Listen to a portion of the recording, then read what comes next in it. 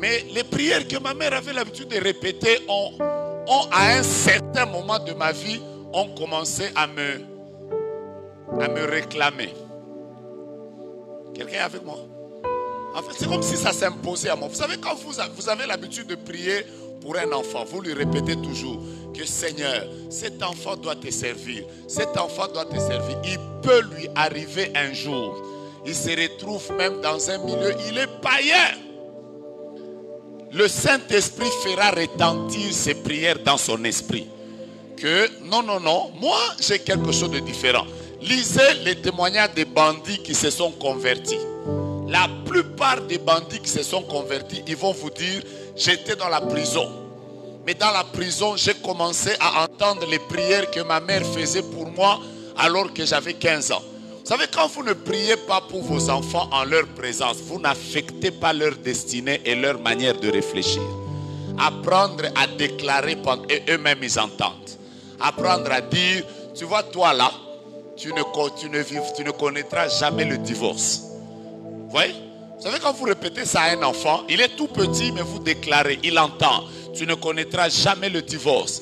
Toi, tel que tu es là, dans la famille de ton père, les gens ont divorcé. Dans ma famille, les gens ont divorcé. Mais toi, tu ne connaîtras jamais le divorce. Je vais te dire un secret important. Un jour, tu ne seras plus là.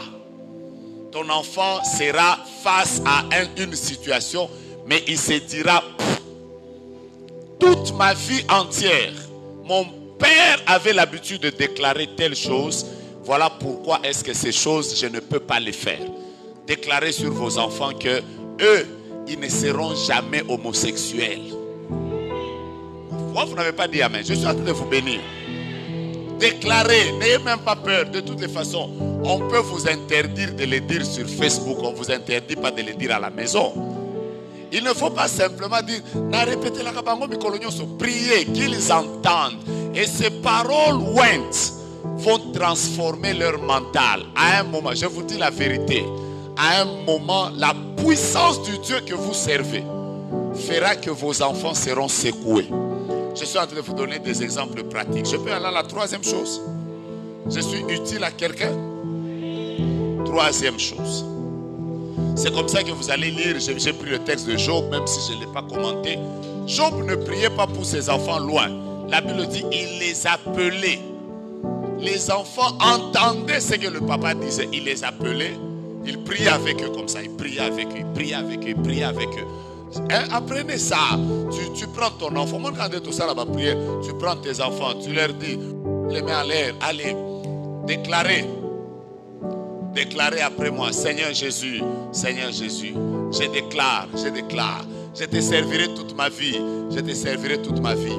Moi, je servirai le Dieu de mon Père. Je ne ferai jamais telle chose. Je ne fumerai jamais. Je ne boirai jamais la bière. Ce qui est bon,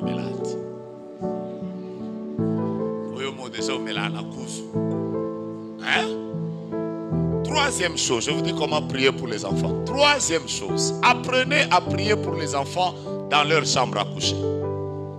Je vous donne déjà la troisième manière de prier pour les enfants. Je vous explique pourquoi. Pourquoi il faut prier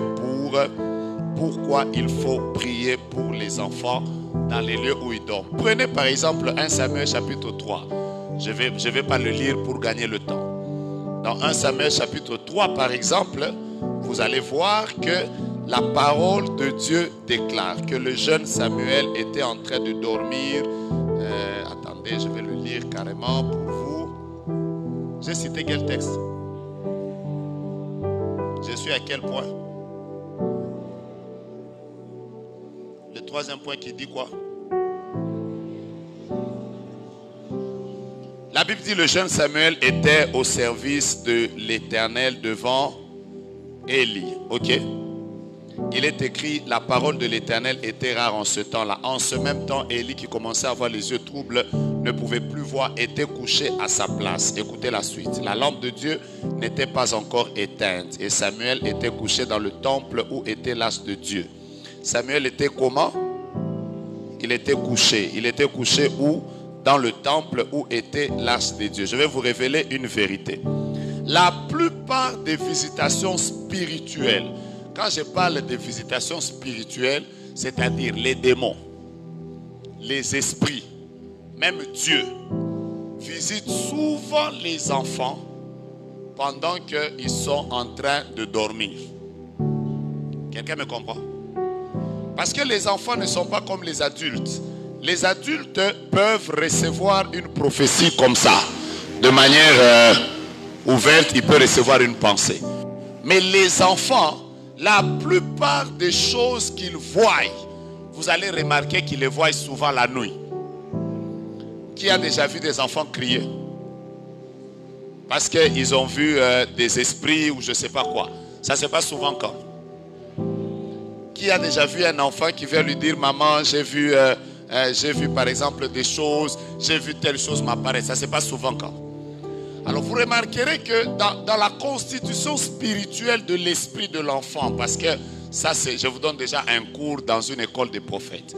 La constitution spirituelle de l'enfant, de son esprit, les visitations, je répète, et de Dieu, et des démons, et des esprits, c'est souvent la nuit. Souvent la nuit. Et ce qui se passe, c'est quoi? C'est que si vous n'avez pas l'habitude d'aller prier pour vos enfants, au lieu où ils sont en train de dormir, ce que vous êtes en train de faire, c'est que vous ne sanctifiez pas les chambres dans lesquelles ils dorment. Vous devez en fait faire des lieux où dorment vos enfants, les lieux où ils rencontrent Dieu et non pas les démons. Je suis en train d'aider quelqu'un. Même si tu n'as pas dit amen, tu sais que je viens de t'aider. Je répète, faites des chambres de vos enfants des lieux où ils rencontrent Dieu et non les démons. Et comment le faire? Réveillez-vous la nuit. Réveillez-vous la nuit quand vous êtes parents. Allez dans la chambre de votre fils. Priez là. Même s'il est en train de dormir, priez dans sa chambre. Priez pour votre fille. Allez dans leur chambre. Dis à Dieu, Seigneur, je demande ton règne en ces lieux.